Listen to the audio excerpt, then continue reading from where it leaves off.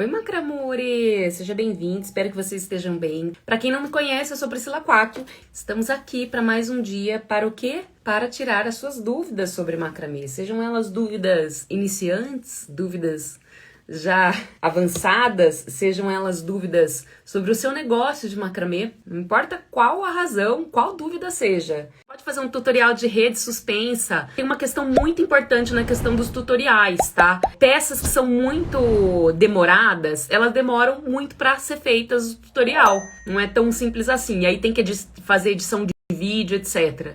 Né? Então, por isso que a gente opta por peças mais simples, mesmo porque todas as vezes que eu faço uma única peça, não sei se você sabe, mas eu tenho que fazer no mínimo 3, 4 peças de cada uma que eu vou ensinar. Porque principalmente quando eu vou ensinar, por exemplo, ao vivo, né? Porque a gente tem um período curto de tempo. Você imagina eu ensinar ao vivo direto, uma peça inteira, né? Daí eu não paro nem para comer. Porque são horas de trabalho, né? Então, por essa razão que a gente opta pelos projetos mais simples. Porém, uma vez que você aprende esses nós, por isso que eu falo isso, né? Inclusive, a aula prática fala muito sobre isso. Uma vez que você aprende a aplicar esses nós, você consegue aplicá-los em diferentes tipos de projetos, né? Todas as peças que eu ensino aqui, gente, são peças que vocês podem vender, tá? Que vocês podem comercializar, que vocês podem copiar, não tem problema nenhum. É por isso que eu ensino, né? Eu ensino macramê, eu costumo dizer que ensino macramê o macramê foi uma grande mudança na minha vida, né? Então, que eu quero levar um pouco dessa mudança para a vida de vocês também. Ele transformou a minha vida, né? Então, se eu puder levar um pouco dessa transformação para a vida de vocês, seria ótimo. Então, por isso que eu faço esses tutoriais e, inclusive, por isso que eu não me importo que você venda ou que você faça essas peças, né? Se você for postar alguma coisa assim, é importante a gente também citar da onde a gente aprendeu. Então, coloca lá que você aprendeu comigo e tá ótimo, mas eu acho que se você usá-la, você já consegue ter uma base para fazer uma própria, por exemplo, caso você queira. Que eu faço para medir o comprimento de uma peça? Na verdade, é assim, quando você define o comprimento da peça, é você que define qual que é a medida que ela vai ter e de onde ela vai ter. Então, por exemplo, eu particularmente faço a medida da peça sempre contando da haste até o final das franjas, ou então no caso do suporte, do começo da argola até o final das franjas. Agora vai variar, por exemplo, eu tô trabalhando com um arquiteto agora, que ele inclusive me deu a altura que precisa ficar a alça que segura a haste, né? Então vai depender, vai variar do que você deseja fazer, de como você quer contabilizar esses cordões. Por exemplo, eu tenho alunos que contabilizam os cordões do começo da argola até onde o vaso fica, né? Então, só para você ter uma ideia, uma noção. Então vai variar, né? Tem pessoas que contabilizam o próprio painel, né, de plantas do começo da alça até o final os fios soltos lá embaixo da franja, né? Então, vai variar de cada um aí, tá? Não tem uma regra específica aí pra isso. Qual a marca do cordão que você mais gosta? Poxa, não tenho como não falar que é da Borro, né? Não, agora falando sério, eu utilizo o que precisa, né? Qualquer cordão que é necessário eu utilizo. Mas eu gosto muito do cordão de algodão trançado, simples com enchimento. A Borro tem um desses cordões que é extremamente macio, assim, de verdade, não é demagogia mesmo, assim, todas as vezes que eu usei o cordão da Borro, eles são maravilhosos. E ela tem um específico, eu não sei o que acontece com aquele cordão, que ele é extremamente macio também, ele é muito, muito gostoso, maravilhoso, eu sou suspeita, sem contar a qualidade. Borro Cordões, BOHO, adoro. Tem algum nó específico para fazer suportes de fio, de malha, para que ele não ceda tanto? Gente, a malha, ela pode ou não ser elástica, tá? Isso é o primeiro ponto. Por exemplo, eu tô com uma malha aqui, ó, que ela não é elástica, né? Eu vou mostrar um exemplo pra vocês, ó, tá aqui. Eu vou esticar pra você ver como ela não é, ó. Ó, ela é pouquíssimo elástica. Então vai depender do tipo de malha que você tá usando, se ela é padronizada ou não na medida, né, no corte. Vai depender de vários fatores em relação ao cordão, a malha. Esse é o primeiro ponto. O segundo ponto a malha, quando ela estica, é só você contabilizar. Então, por exemplo, digamos que o cliente fale assim pra você, ai, Priscila, eu quero que o vaso fique na altura de 1 metro, né? Então, e você tá fazendo um suporte de malha, uma coisa que você tem que contabilizar é fazer o suporte, se ele for elástico, né? Se a malha for elástica, por exemplo. Você precisa saber fazer o suporte contabilizando uns 15, 20 centímetros a menos, para que no momento que você coloque o vaso e ele descer, né? Porque quando você coloca a malha, gente, tem uma questão se ela for elástica. A hora que você coloca o peso de qualquer objeto, seja vaso, seja madeira, enfim, qualquer objeto que você coloca, ele tende a descer, porque ele é elástico, né? Assim como o algodão, por exemplo, a hora que você coloca, ele tende a subir, né? Então, se esse for o caso, como exemplo, você precisaria contabilizar esse suporte de plantas um pouco mais curto do que o normal, para que no momento que ele coloque o vaso, ele vai descer um pouco, entre 15 e 20 centímetros, a depender da elasticidade da malha. Outro ponto é que os nós com o fio de malha, eles têm que ser feitos muito bem atados, né, com bastante força, para que no momento que você coloque o peso, o objeto dele, os nós não fiquem largos, né, não fiquem um distante do outro por causa da elasticidade. Então, acho que o primeiro ponto importante aqui nesse caso é entender se aquela malha tem ou não elasticidade, e aí se ela tem elasticidade, o quanto ela pode descer no momento que você coloca um objeto, né? A malha não tende a afrouxar, tá, gente? Eu tenho inclusive ontem nos stories, eu postei um suporte de malha que tá lá na minha mãe. Eu tenho um suporte de malha que também há 4 anos e meio na entrada de casa. Nunca aconteceu nada, tá lindo, tá bonito, eu lavo, eu coloco de volta, tá ótimo, né? Então, não tem um nó específico para que você utilize na malha para que ela não ceda, né? Você pode usar qualquer nó que você desejar. Eu uso muito meio nó duplo, uso muito nó duplo, e a força que você colocando força nos nós, né, de forma que eles fiquem bem atados, não tem por que ele abrir na hora que você coloca um objeto. Tem uma armação de abajur, 24 fios, fica bom, fica bom. Depende de onde vai o abajur. E também vai uma coisa muito importante quando a gente vai fazer abajur e luminária, gente, é a gente pensar que a lâmpada não pode ser aquela lâmpada que aquece. É porque pode vir a aquecer demais. Eu pelo menos nunca testei, assim, de correr o risco de queimar mesmo o tecido, né? A corda de sisal pode ser usada para fazer qualquer tipo de suporte? Pode. O que acontece com a corda de sisal? A corda de sisal, ela é um material natural. E dependendo da corda que você usar, ela não passa por nenhum tipo de industrialização, né? Então, por exemplo, o cordão de algodão, ele é natural, né? Ele vem do algodão, porém ele passa por uma industrialização, né? Ele é trançado, ele é estirado, enfim, tem todo um processo de fabricação ali do cordão de algodão, né? Dependendo do sisal que você for usar, ele não passa por uma industrialização, uma fabricação muito específica, né? De diferença. Pode ser que sim, pode ser que não. E mesmo que ele passe, vai depender de duas coisas, se você pode ou não fazer o suporte. Primeiro, da espessura da corda, né? Se a corda for grossa, dá para fazer tranquilamente, vai durar bem. Agora, se ela for fina, ela tende a quebrar com muito mais facilidade, tá? Muda a cor, porque se pensa que sisal é feito de uma folha, né? Então, assim, ele tende a mudar a cor também. Então, algumas atenções que você tem que ter com o projeto para que o cliente não reclame depois, né? Eu amo artesanato, mas eu nunca fiz macramê. O que eu preciso para começar? Você precisa de cordões para começar. Tesoura, fita métrica ou régua e um cordão e as mãos apenas. A gente não usa nenhum tipo de ferramenta, tipo agulha, alguma coisa assim, para fazer o macramê.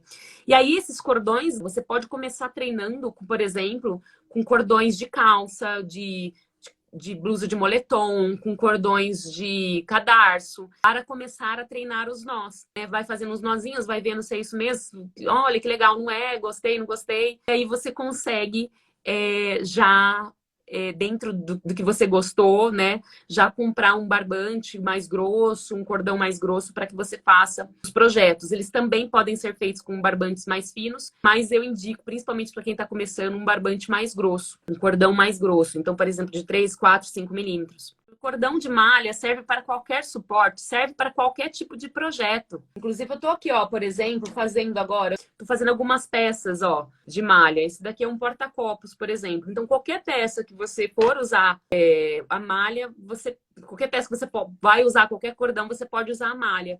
Então, a única questão que a gente tem que tomar cuidado é realmente com essa questão, com a força do nó, com a elasticidade dele, né? Outra indicação de malha, eu vou ser muito sincera, eu tenho muita malha aqui, eu conto muito sobre essa história, que é algo que vocês sempre citam, mas eu assim, quando eu comecei a fazer macramê 4 anos e meio atrás, não existia cordão coloridos, então eu comecei trabalhando com cordões coloridos e o único que tinha era malha. Para não falar que não tinha outros, tinha, mas era barbante finos e também o fio de poliéster da Aliança, eram os únicos que tinham coloridos.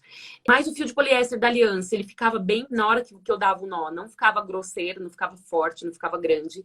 Eu gosto de nós bem visíveis, bem estruturados. Então eu comprava essas malhas de uma marca que não produz mais como produzia antigamente. Hoje, a marca que eu comprava, ela produz a malha de forma que fica muito... Como a malha não é padronizada, ela fica grossa de um lado, fino demais de um outro. Só para você ter uma ideia, ó, esse daqui é a malha que eu tô usando, né? Ó, ela tem pouquíssima, quase nada de elasticidade e ela tem quase 2 centímetros aqui, ó, no corte dela. Acontece que atualmente ele vem assim, mais grosso de um lado e bem fininho de outro. E isso desestrutura o seu projeto. Isso não faz com que o seu projeto não fique harmônico, né? Porque daí ele fica grosso de um lado, fino demais de um outro. Então eu nem indico essa que eu usava, porém são as que eu uso atualmente ainda, porque são as que eu tenho até hoje, assim. Eu tenho muita malha, porque eu usei muito antigamente, né? Quando eu comecei. Então eu diria assim para você testar. Eu sei que tem, por exemplo, eu sei que a Fios Kiki tem uma malha padronizada. Deixa eu dar um exemplo, tá? Eles têm uma malha padronizada em relação à medida. Porém, eu sei também que ela é bem elástica, tá? Então, vale a pena você testar. Assim, inclusive, gente, falar em teste, na aula de fio de malha, tem uma aula só sobre fio de malha no YouTube. Eu indico diversos fornecedores lá de malha, que vale a pena dar uma passada lá no YouTube, tem o link na bio, para que você consiga ver quais são essas indicações, essas marcas, ver qual você encontra com facilidade na sua cidade. A malha não é um cordão que é extremamente caro, então você consegue testar, consegue investir um pouco, né, para testar, então vale a pena. Dificuldade em abordar. Eu buscaria, tá? Assim, por exemplo, busca no Instagram, se apresenta, oi, tudo bem? Eu sou fulano de tal, faço trabalhos com macramê assim, assim, assado. Queria te dizer que eu estou à sua disposição caso você precise de algum tipo de projeto. Acho que é por esse caminho, assim, né? Quem tem boca vai a Roma, né? Eu falo que 50% de chances você já tem, né? 50% de chance de sim e de não. Então, quem arrisca não petisca. Quem não arrisca não petisca, né? Basicamente isso. Eu testaria, eu tentaria. Sobre feiras de macramê, gente, hoje em dia eu não sei como tá essa questão da pandemia, né? Mas eu sempre tive alunos que tiveram bons retornos com a feira de macramê. Lembrando que a feira, você tem duas opções, né, dentro da feira. A feira, ou você vai com uma quantidade de peças suficiente para vender lá, ou você vai com apenas amostras, para que você possa pegar pedidos para fazer e depois entregar. Então, dentro da feira, você tem essas duas opções, né? Levar algumas opções para venda e levar algumas opções para que você sempre use de modelo, né? Para que a pessoa possa ver e você fala assim, olha, posso fazer um específico para você, já pega o telefone da pessoa, já pega os 50%, 30% de entrada e já fala que vai fazer, já pega o contato, etc. Você negocia ali na hora, né? Eu tenho, assim, pelo que eu conheço, assim, pelos contatos que eu tive com as minhas alunas que fazem feira, etc., elas tinham um bom retorno em relação à feira. Eu nunca fiz feira, mentira, para não falar que nunca, eu fiz uma única vez, mas eu não, assim, eu não acredito que essa tenha sido uma experiência ultra power para eu falar para você, eu faça ou não faça, né? Então, pela troca que eu já tive com os meus alunos, eles tiveram bons resultados dentro da feira, dentro desses dois viés, né? Preciso de licença para fazer uma feirinha solo? Vai depender do lugar que você vai fazer, né? Aqui na minha cidade, a gente não consegue vender assim sem licença, né? Vai variar do lugar que você vai vender, onde você vai vender, se você vai vender na rua, se você vai vender andando, né? Se você vai vender dentro da sua casa. Isso tudo é muito pessoal. Aqui na minha cidade a gente precisa. Suporte de plantas e árvore da vida vendem bem nas feiras. Gente, suporte de plantas, já inclusive tem material meu, conteúdo meu sobre isso aqui. Suporte de plantas a gente vende, assim, pelo menos eu. Se eu postar, eu vendo. Assim, até hoje, gente, faz 4 anos e meio que eu trabalho com macramê. Suporte de plantas é uma coisa muito vendável. Muito, assim, ele sai muito bem, né? Então, além disso, também na feira sai bem, né? Em suas parcerias, peças produzidas são únicas e exclusivas? Não, não. É assim, gente, as parcerias. Eu nunca fiz peça exclusiva, tá? Mentira, pra não falar que nunca fiz, fiz 2 vezes, mas as 2 que eu fiz foi pra TV. Eram peças exclusivas pro programa de televisão que eu fiz, né? Dando aula. Do resto, não trabalho com peças exclusivas, assim. Já fiz muito, por exemplo, suporte de plantas. Tem suporte de plantas, assim, que são os mais vendidos, assim, da Sobrenós, que são os que eu mais vendo, então, assim, faço eles com frequência. Então, não tenho, não trabalho com nenhuma coisa exclusiva, assim, não. O que acontece é que, assim, ó, por exemplo, um projeto muito grande, vamos pensar como o banco, como o Biombo, né, que eu já fiz, eles são projetos muito específicos com a história daquela pessoa. Então, por exemplo, o Biombo, a Helena, né, que foi a cliente, ela queria representar todas as mulheres que passaram pela vida dela, eram as mulheres fortes da vida dela, eram as mulheres que seriam as clientes dela, né, então ela queria representar o feminino dentro dessa questão. Então é muito pessoal, né? Quando a gente faz uma peça para alguém específico, ela conta aquela história daquela pessoa, né? Então não é que ela é exclusiva, mas por que eu vou fazer uma peça que por trás tem uma história que é específica daquele cliente e vou fazer igual para outro, né? Então, peças grandes, eu nunca trabalhei com exclusividade, mas automaticamente elas acabam sendo mais exclusivas, assim, porque ela é feita sob encomenda através dos pedidos e da história do cliente, né? Agora, suporte de planta já vende muitos iguais, assim, muitos. Você encontra a base para luminária pronta ou manda fazer no serralheiro? Dá para fazer as 2 coisas, tá? Dá para você mandar fazer no serralheiro. É porque as que eu fiz, essa que eu fiz, eu já tinha uma estrutura aqui, metálica aqui em casa. Era um abajur meu que tava sobrando e aí eu tinha estrutura aqui e fiz. Agora, eu sei que se você procurar aramado abajur, aramado luminária, você pode encontrar pronto, tá? Na internet. Mas eu nunca comprei pronto, não. Ou você pode mandar fazer com o serralheiro também faz. Inclusive, tem uma loja que chama Artesanália, alguma coisa assim. Tem uma loja que faz isso. Eu não lembro o nome, porque eu nunca comprei com eles. Mas eu sei que tem uma loja que faz aramado pra abajur e pra luminárias. Mas nunca comprei com eles. Não sei te indicar se é um bom serviço ou não. Qual é o melhor cordão para se investir pensando que eu quero começar a fazer peças pequenas? Eu procuraria investir em um cordão que você encontre com facilidade na sua cidade. Por quê? Porque no momento que você começar a vender esses projetos, pode ser que as pessoas queiram os projetos parecidos ou iguais, e aí você já sabe onde encontrar esse cordão com facilidade. Esse é um primeiro ponto. E o segundo é que normalmente dentro do macramê a gente trabalha com cordões mais grossos, assim, né, no macramê moderno, sem falar da barra da toalha, nada disso. Então, a gente trabalha com macramê mais grosso, com cordão mais grosso, né, e que seriam, por exemplo, barbante 24 fios para cima, cordão de algodão 3, 4, 5 milímetros e assim por diante. Então, tem os fios de malha, dependendo dos fios de malha, inclusive tem uma aula só sobre fio de malha lá no YouTube, dependendo do fio de malha, ele acaba ficando fino também. Então, eu acredito que se você buscar aí, perto da sua localização onde você tá, algum cordão com essas especificações, né, barbante 24 fios para cima ou cordão de algodão 3, 4, 5 milímetros, eu acho que já é uma boa para começar. A malha vai dar certo para você começar também, é que dependendo da malha que você compra, ela não tem padrão, então é muito grossa de um lado e muito fina do outro, e isso acaba desestruturando a peça. Mas se você encontrar uma malha padronizada, com corte padronizado, é uma opção também. Como deixar o nó de ligação bem apertado sem afrouxar? Eu aperto demais ele, mesmo assim ele fica frouxo no final do resultado. Você deve estar rolando, você deve estar torcendo o suporte ao invés de fazer a volta com o cordão. Se você rodar o fio em volta do suporte, ele vai ficar bem preso, segurando bem com as mãos. E aí depois, na hora de apertar o nó, eu sempre puxo o suficiente para que o nó fique no meio do nó de ligadura, do nó de falcaça, né? Suporte de plantas pode ser feito com barbante 24 fios? Pode tranquilamente. Já fiz vários, inclusive. Se você baixar lá no meu feed, você vai encontrar diversos com 24 fios. Notei que teve um aumento muito alto do cordão de algodão. Tudo aumentou, né?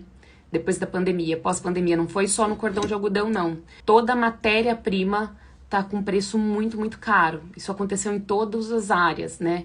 em confecção, marcenaria, nossa, em todo lugar, cerâmica, todo lugar a matéria-prima aumentou muito o preço. Aí acaba que o nosso trabalho também aumenta o preço. Não dá pra ficar mantendo o mesmo preço do trabalho, sendo que aumentou o preço do cordão, né? É um pouco mais trabalhoso, assim. A gente vai ter que aumentar, tem que ir colocando, tem que repassar, não adianta. A gente não consegue arcar, é caro, né? Acaba sendo pesado, né, pra gente arcar. Eu gostaria de saber como pôr preço nas peças. Vamos lá, para você pôr preço nas peças, primeira coisa que você precisa é começar a contabilizar as entradas e saídas do seu ateliê, né, do seu trabalho, né? Então, por exemplo, tudo que você comprou para fazer as suas peças. Então, eu fui de carro no centro da cidade, gastei, sei lá, R$ 10 de estacionamento e comprei todos os suprimentos, né? Os materiais que eu precisava para fazer, por exemplo, um suporte de plantas.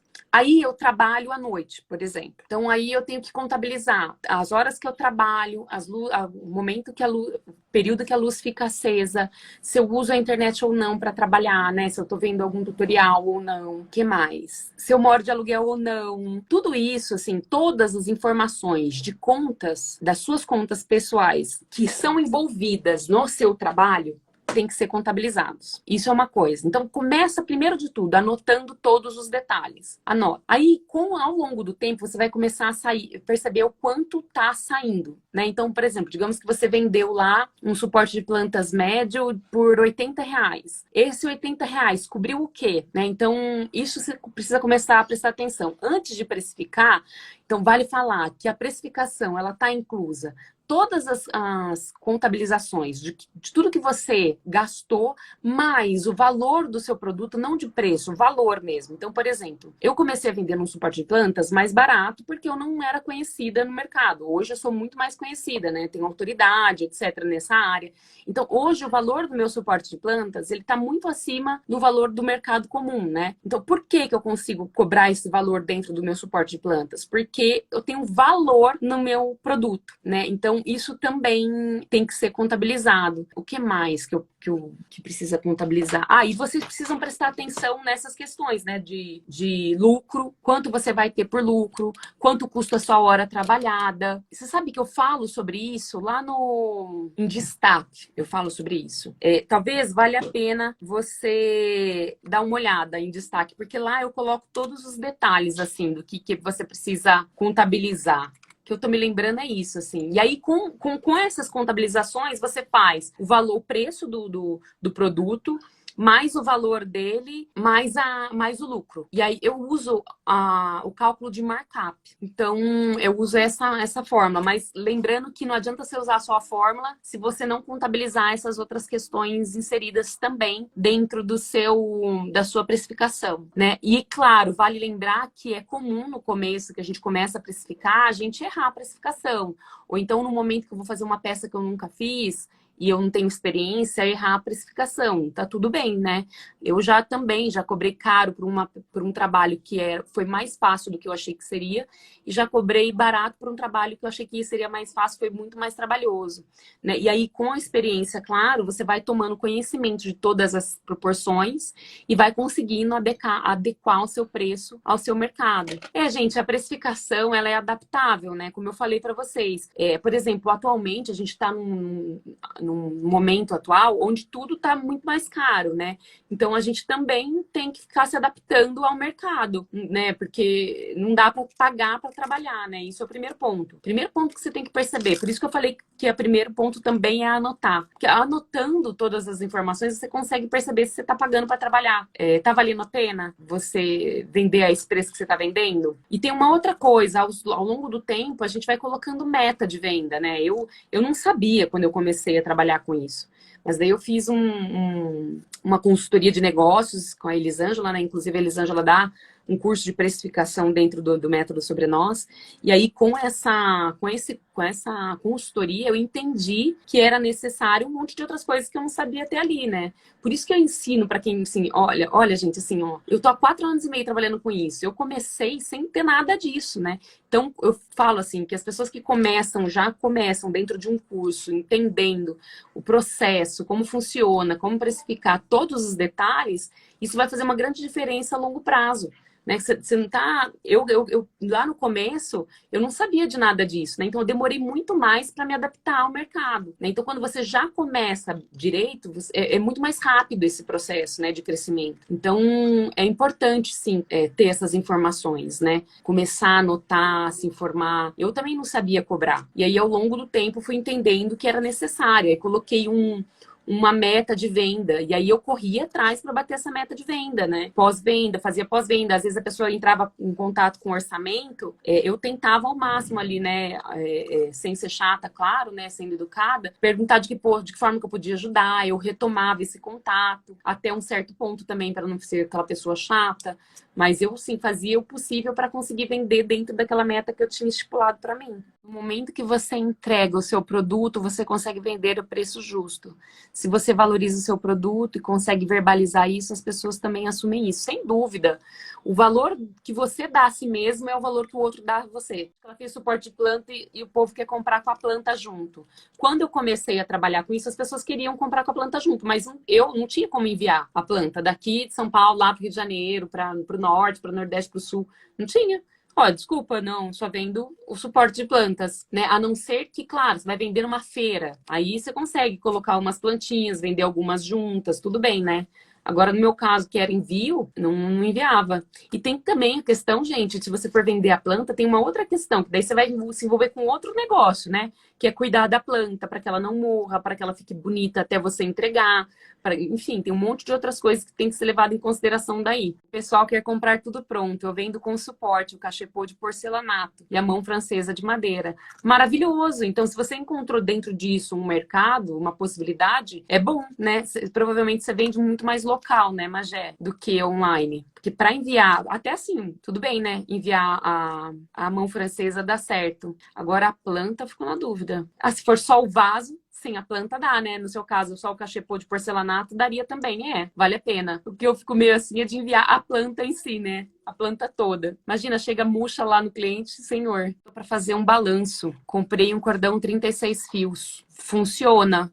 Se você ficar sempre na dúvida sempre coloque mais cordões, né? Então, por exemplo, vai fazer o braço do balanço, se você tiver dúvida se ele aguenta o suficiente, se ele é bom o suficiente, se ele aguenta, coloca maior quantidade de cordões. Então, ao invés de usar 4 unidades, usa 6 ou 8 e assim por diante. Queria saber se é possível tingir o fio, como, por exemplo, o espeto, pois tenho dificuldade de encontrar algumas cores em minha cidade. É possível, eu só não sei se é viável ficar tingindo todos os fios, que isso vai ser trabalhoso. E quanto mais trabalho, mais valor, mais é o tempo que está sendo tomado e mais caro você tem que cobrar, né? Então, eu só não sei se é viável financeiramente. Mas possível é. Como que eu faço acabamento com fio náutico para não desmanchar? Você vai finalizar o acabamento com fogo, com a parte azul do fogo, com a parte azul do fogo. Então, no caso do fósforo, a parte azul está bem perto da cabeça do fósforo. No caso do isqueiro, a parte azul está bem próxima do ferro do isqueiro. Então, e tem que tomar cuidado também com o acabamento. Toda vez que você for fazer acabamento com fio náutico, com fio sintético, na verdade não só o náutico, qualquer fio sintético, você tem que deixar um pouquinho mais comprido o acabamento, porque daí ele derrete e você dá aquele pique de cola, né? Você junta, ele vai derreter, você junta a cola ali junto com o acabamento. E aí dá certo. Acho bem difícil lidar com clientes que comparam o preço do meu trabalho com o preço de lojas que revendem. Abre o jogo, seja sincero, olha, fica à vontade, esse é o preço que eu cobro, meu trabalho é assim. Vai ter cliente para tudo, tá? Tem cliente para tudo. A pessoa que tá, o preço da loja lá, eles estão revendendo a um preço muito mais caro do que o artesão, do que pagou pro artesão, provavelmente, né? Então, eu não sei se a loja tá revendendo por um preço barato também, coitado do artesão, não tá recebendo nada. Estava querendo colocar chaveiro de brinde nos meus produtos aqui na loja. Eu sempre falo uma coisa muito importante em relação ao brinde, tá? Tem dois aspectos aí. Uma vez que você começa a dar brindes, o ideal é que você dê sempre. Então, ou você coloca a partir de R$ 200 em compra, você ganha um brinde. Isso é o primeiro ponto. Ou você coloca de 12 de maio a 22 de maio, todas as compras levarão um brinde. Porque uma vez que você coloca o brinde, detalhe, tá, gente? Brinde custa. Pensa um chaveiro que leva a argola da chave, mais o cordão e mais o seu trabalho para fazer. Aquilo tem um custo, tem um preço aquele trabalho, daquele brinde, se foi você que fez. E mesmo que não tenha sido você, que tenha sido outra pessoa, você vai pagar por ele. Então, isso são coisas que a gente tem que tomar atenção no momento de decidir. A gente tem que pensar a longo prazo. Se você quer ter um negócio, né? Se você quer trabalhar, ser uma empreendedora, se você quer ter isso como um negócio, você precisa sempre ter um olhar a longo prazo, né? De que forma isso pode me atrapalhar ou me beneficiar lá na frente. Fiz um painel de festonê vertical, mas ele ficou encolhendo. Provavelmente foi a força que você fez entre os nós. Provavelmente foi isso. Agora, uma coisa é fato. Normalmente, ele fica, né? Se os cordões lá em cima estiverem muito largos e você começar a trabalhar com a força, vai ficar assim, ó. Então, o ideal é que você junte os cordões lá em cima, no nó de montagem, para que você desça eles reto. Não sei se deu para entender. Acredito que se você já fez, você vai entender o que eu tô falando. Quero fazer chaveiros, qual material utilizar e espessura. Vai depender do modelo que você quer fazer, tá? Não existe uma regra absoluta para que você fale assim, use esse, pronto, acabou, né? Então, vai depender do tipo de modelo que você quer fazer. Dá para fazer chaveiros com todos os tipos de cordões. Poxa, não sei assim falar assim, né? Você pode usar barbante 24 fios, você pode usar cordão de algodão 3 milímetros, você pode usar cordão de algodão 5 milímetros, você pode usar cordão de algodão 2 milímetros encerado, pode usar barbante mais fino. Sobre a venda, tem uma frase que fala o seguinte, né? 2 pessoas não vendem. A pessoa que não acredita em si mesma e a pessoa que não acredita no seu produto, né? Então, por exemplo, se você faz um produto com muito amor, com muito carinho, que é bonito, por que você não venderia algo muito legal, muito bacana para alguém? Por quê que você não venderia? Não é uma troca justa? A pessoa recebeu uma peça maravilhosa, linda, bonita, que você fez com o maior carinho, maior dedicação e pagou por isso. É o seu trabalho. Não seria bom? Então, na verdade, são 2 coisas aí. Provavelmente, ou você tem vergonha, ou ainda assim, na verdade, é uma única coisa, é a insegurança, né? Agora, por quê? Aonde está essa insegurança? Eu começaria pensando por aí. O que é que me deixa inseguro? É não ser aceito? É as pessoas não gostarem do meu trabalho? Qual ponto que faz com que eu não consiga vender, né? Então, realmente, eu acho que meu trabalho é bem feio. Eu não acho que fica bonito, que meu trabalho é bonito, não. Aí, realmente, eu também teria vergonha de vender, no meu caso, né? Eu teria vergonha de vender. Não, então, se meu trabalho não é bonito, né? Então, vou fazer ele melhor, vou estudar, vou planejar, vou praticar, até que ele fique bacana para o que eu goste e que eu falo, agora tá apto a ser vendido. Agora, tem uma outra coisa também, viu, gente? Tem gente que faz trabalhos maravilhosos e acha que nunca tá apto. Fica com essa insegurança de achar que nunca é bom o suficiente. Eu vou falar uma coisa, eu já postei foto aqui de coisas que não tinham dado certo. E as pessoas amaram. Então, às vezes é uma cobrança muito mais interior do que dos outros, né? Da compra. Agora você precisa oferecer. Se você ficar esperando as pessoas baterem na sua porta, provavelmente você não vai vender, né? Agora você precisa oferecer, falar o que você está fazendo, oferecer para as pessoas do seu redor, levar as coisas, né, os seus produtos para onde você for, tem que assumir isso como uma realidade. Pensei em fazer um suplá de festonê, mas tenho medo que fique encolhendo, porque eu faço um pouco apertado. Nesse caso, para ele não encolher, cada vez que houver um espaço de pelo menos 1,5 cordão, você tem que adicionar um outro cordão. Esse é a charada, esse é o segredo do macramê circular. Sempre que tiver espaço de 1,5 cordão, né, de mais que 1 cordão, você precisa adicionar um novo cordão. Esse é o segredo. Me perguntam muito sobre lavar as peças, no caso de pendente e painel. Como cuidar? Vai depender do tipo de cordão que você usou, tá, Michele? Normalmente, a primeira coisa que eu indico é que você confira na embalagem do produto que você usou, do cordão que você usou, quais são as indicações de lavagem. Com essas indicações de lavagem, eu repasso essas indicações para o cliente. Agora, sim, uma coisa é certa. Não dá para pôr o trabalho na máquina de lavar para bater. Tem que tomar cuidado, né? Lavar a mão, não deixar secar o sol, sempre seca a sombra, não pendurar para secar, porque os fios podem ficar esticados. Tem alguns cuidados básicos, assim, que são para todos, né? Não colocar água quente, não esfregar demais. senão você tira os nós, né? E tem trabalho que não dá para ser lavado, né? Por exemplo, um painel de parede que é feito num galho, não dá para ser lavado, né? Então aí tem uma atenção maior na limpeza, né? De tirar o pó, passar um paninho úmido e assim por diante. Eu tirei fotos de suporte de planta, chaveiro, árvore da vida e mandala e vou postar hoje no grupo de WhatsApp do condomínio do prédio. Tem condomínios, gente, que são enormes, né? Que tem muita gente morando, então é uma ótima ideia. O WhatsApp, inclusive, é um ótimo meio para comunicação, né? Quando a pessoa se inscreve ou quando ela quer estar ali participando, né? O que eu não acho legal, às vezes, é você mandar, por exemplo, no caso do grupo é ótimo, né? Porque são várias pessoas. Agora, no caso do individual, 1 a 1, às vezes a pessoa entra em contato com você nem sabe de onde, né? Você não sabe nem quem é aquela pessoa, ela entra em contato com você mandando alguma coisa, aí eu não gosto. Mas se a pessoa se cadastrou, deixou o telefone dela com você, etc., eu acho ótimo. Que material que você utiliza para deixar as penas firmes?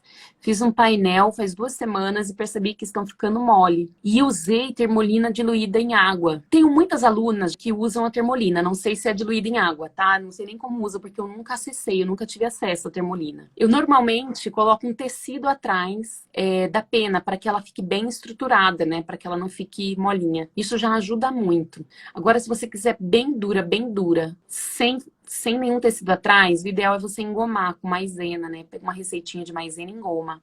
Só que assim, antes de você engomar ela, testa um pedacinho de cordão, porque ela vai ficar bem dura. Então não é todo mundo que gosta, às vezes fica duro demais, tem gente que não gosta. Ideal, gente, é sempre testar, tá? Porque assim, às vezes o que é bom pra mim não é bom pra você. Eu pensei em postar no condomínio do prédio, mas não tive coragem. Eu sei que tenho que ter que não tenham que ter vergonha, mas é estranho. E medo também do pessoal fazer algum pedido e eu não conseguir executar. Menina, vai com a cara e com a coragem. Você acha que eu também não tinha insegurança quando eu comecei a fazer? Não tinha ninguém pra me ensinar, não. Nunca tive ninguém pra me ensinar. Eu pegava as coisas e falava, vou fazer. Ia lá, dava cara a tapa, treinava, fazia, desfazia, meu Deus, e entregava. Uma vez, eu acho que eu já contei essa história aqui pra vocês, eu desfiz uma cortina 4 vezes. Foi a primeira cortina grande que eu fiz, que eu já tinha feito menor. Porque cortina, gente, 1 metro não é cortina, né? Essa era de 2,5 metros, 3 metros, aí é cortina. Tô brincando, não é que não é cortina, mas é que assim, é outro trabalho, né? E refiz 4 vezes. Então, assim, eu achei que eu não ia conseguir fazer. Falei que fazia. Que eu sou dessas, né? Vou lá, encaro. Não, pode, eu vou fazer. Eu sempre abro o jogo, né? Com o cliente, olha, eu nunca fiz nessa medida, desse tamanho, nunca trabalhei dessa forma, mas eu vou fazer o meu melhor e ótimo. E vou tentando fazer, vou acompanhando, o cliente vai acompanhando o processo e no final dá certo, sempre deu. Gente, é isso. Obrigada pelo papo, por mais um dia. É tão leve, é tão gostoso falar com vocês, bater esse papo, conversar. Sempre adoro. Obrigada pela companhia. Um grande beijo no coração de vocês e até!